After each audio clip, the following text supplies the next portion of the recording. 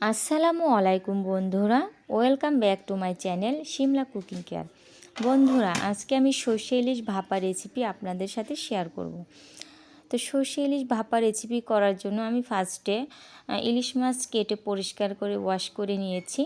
তবে আমি আজকে সবগুলো মাছ আমি সর্ষে ইলিশ ভাপা করব না, 3 পিস সর্ষে ইলিশ ভাপা করব, আর বাদ বাকিগুলো কিছু ভাজবো আর কিছু বেগুন দিয়ে রান্না করব।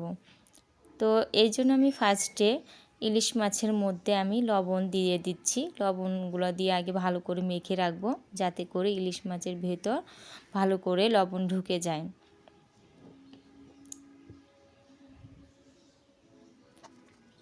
এখন আমি সবগুলো মাখিয়ে নিব। এতে আমার সবগুলো মাখানো হয়ে গিয়েছে। আমি এইভাবে একটু রেখে দিব, বাদ বাকি কাজগুলো করে নেই। সর্ষে ইলিশ ভাপা করার জন্য আমি এখানে একটি বাটি নিয়েছি, এয়ারটাইট বাটি। এখানে আমি 3 পিস মাছ নিয়ে নিচ্ছি।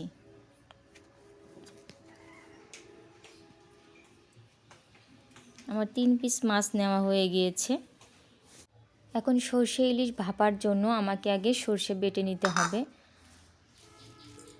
তো এখানে আমি 1.5 চা চামচ সর্ষে নিব, কালো সর্ষে। এখন সর্ষেগুলো ভালো করে পরিষ্কার করে নিতে হবে। এখন এগুলো আমি ভালো করে পানি দিয়ে ওয়াশ করে নিয়ে চলে এসেছি। এগুলো আমি এখন বেটে নিব। তবে বাটার আগে এর মধ্যে আমি 3টা কাঁচামরিচ দিয়ে দিচ্ছি আর সামান্য পরিমাণ লবণ দিয়ে দিলাম। আমি এখন ভালো করে এগুলো মিহি করে বেটে নিব। আর এরপর আমি এর সাথে সামান্য পরিমাণ পানি মিক্সড করে এটা আমি ছাঁকনি দিয়ে ছেঁকে নিব। এই তো বাটা হয়ে গিয়েছে। এখন আমি ছাঁকনি দিয়ে ছেঁকে নেওয়ার জন্য একটু পানি দিয়ে গুলিয়ে নিয়েছি সরষেটা। আর বন্ধুরা, অবশ্যই এটা মনে রাখতে হবে, যখন সর্ষে ইলিশ করবেন তাহলে সর্ষের মধ্যে যে যেমন ঝাল খান সেই পরিমাণে কাঁচামরিচ আর লবণ দিয়ে সরষেটা বাটতে হবে, না হলে সর্ষে ইলিশ তিতা লাগবে। তো এইভাবে করে খাবেন, কখনোই তিতা লাগবে না। অনেকেই বলেন সর্ষে ইলিশ তিতা লাগে, তো এইভাবে করে খাবেন, কখনোই তিতা লাগবে না। এখন মাছের মধ্যে আমি পরিমাণ মতো হলুদের গুঁড়া দিয়ে দিব আর পরিমাণ মতো মরিচের গুঁড়া দিয়ে দিলাম। এখন স্বাদ মতো সরিষার তেল দিলাম। সর্ষে ইলিশ ভাপার জন্য আগে থেকে পানিটা একটু গরম দিতে হবে, আমি ভুলে গিয়েছিলাম। তো এখানে আমি একটি স্ট্যান্ড দিয়ে দিলাম আর পানি দিয়ে দিচ্ছি। বাটিটা একটু দিয়ে চেক করে নিচ্ছি যে বাটির একদম নিচে পানিটা থাকবে, মানে ডুবো ডুবো ভাব, কিংবা বাটির তলা পর্যন্ত পানি থাকবে। এইভাবে করে দিলে তাহলে বলক উঠলে পানিটা বাটির ভিতরে ঢুকবে না। তো আমি এখন মাছগুলো মাখিয়ে নিচ্ছি, তখন আমি মাখাইনি, কেননা পানিটা আগে রেডি করে নিলাম। আর অবশ্যই সর্ষে ইলিশ ভাপা করতে গেলে সর্ষের তেল অবশ্যই দিতে হবে। তো সর্ষের তেল না দিলেও সয়াবিন তেল দিয়েও করতে পারেন, তো এটা দিলে একটু ভালো ফ্লেভার হয়। আমার ইলিশ মাছ মাখানো হয়ে গিয়েছে। এখন আমি এর মধ্যে সর্ষে বাটাটা দিয়ে দিব। তো সর্ষে বাটাটা দিয়ে দিলাম।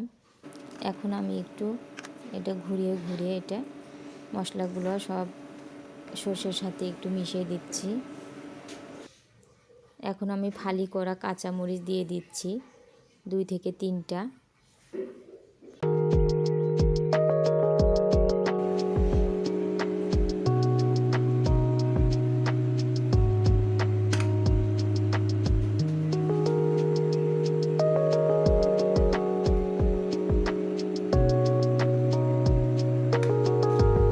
মাখানো শেষ হয়ে গিয়েছে। এখন আমি একটি ঢাকনা দিয়ে এটা আমি ঢেকে চুলায় বসিয়ে দিব। দেখুন কিভাবে বসাই। এইদিকে পানিটা মোটামুটি গরম হয়ে গিয়েছে। এখন আমি এর মধ্যে বাটিটা বসিয়ে দিব খুব সাবধানে। এই তো বাটিটা সাবধানে বসিয়ে দিয়েছি। এখন ঢাকনা দিয়ে ঢেকে দিব। আর লক্ষ্য রাখতে হবে ঢাকনার মধ্যে কোনো ছিদ্র থাকলে অবশ্যই একটি টিস্যু দিয়ে মুড়িয়ে ভালো করে ছিদ্রটা বন্ধ করে দিতে হবে, যাতে ভেতরের বাতাসটা বের না হতে পারে। এইভাবে 20 থেকে 25 মিনিট রান্না করতে হবে।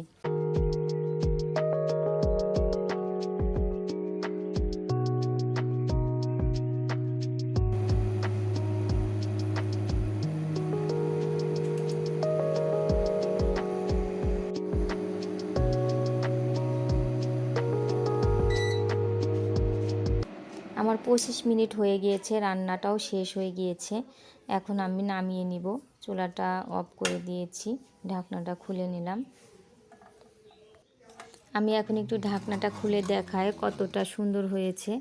দেখুন তেলটা উপরে উঠে এসেছে আর কতটা লোভনীয় হয়েছে। তো আমি একটু নিচে নামিয়ে পরে দেখাচ্ছি। এই তো আমার সর্ষে ইলিশ ভাপা হয়ে গিয়েছে। দেখুন কতটা সুন্দর হয়েছে দেখতে, খেতেও মাশাল্লাহ ভালো লাগবে। তো আমি আগে থেকে একটু খিচুড়ি রান্না করেছি, আর আপনারা দেখতে পেয়েছেন আমি অল্প পরিমাণে সর্ষে দিয়েছি, কেননা আমি একটু ঝোল ঝোল রাখবো তাই। তো আমি খিচুড়ির সাথে সার্ভ করে দেখাচ্ছি। তো এই ঝোলটাই আমার মেয়ে বেশি পছন্দ করে, এই জন্য আমি একটু ঝোল ঝোল করেছি। আপনারা ইচ্ছা করলে একটু বেশি পরিমাণে সর্ষে বাটাটা দিবেন, তাহলে এটা ঘন হয়ে যাবে। বন্ধুরা এইভাবে সর্ষে ইলিশ ভাপা করে খাবেন, অবশ্যই খুব ভালো লাগবে। আর করে খাওয়ার পর আমাকে কমেন্টে জানাবেন। তো বন্ধুরা আজকে আমার 1 কেজি ওজনের একটি ইলিশ মাছ ছিল এটা, তাই এই ইলিশ মাছটা আমি 3 ভাবে রান্না করেছি।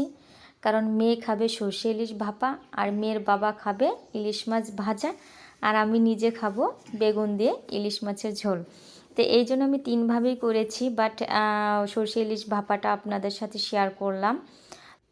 তাই বলছি বন্ধুরা, যাদের কাছে আমার এই রেসিপিটি ভালো লাগবে অবশ্যই লাইক, কমেন্ট আর শেয়ার করবেন, আর সাবস্ক্রাইবও করে দিবেন। আর যারা অলরেডি আমার চ্যানেলটি সাবস্ক্রাইব করে লাইক কমেন্ট করেন তাদেরকে অসংখ্য ধন্যবাদ। বন্ধুরা আমি আর ভিডিওটি বাড়াবো না, তো আগামী পর্বে আবারও দেখা হবে অন্য কোনো নতুন রেসিপির সাথে। ততক্ষণ সবাই খুব সুস্থ থাকবেন, ভালো থাকবেন আর সাবধানে থাকবেন।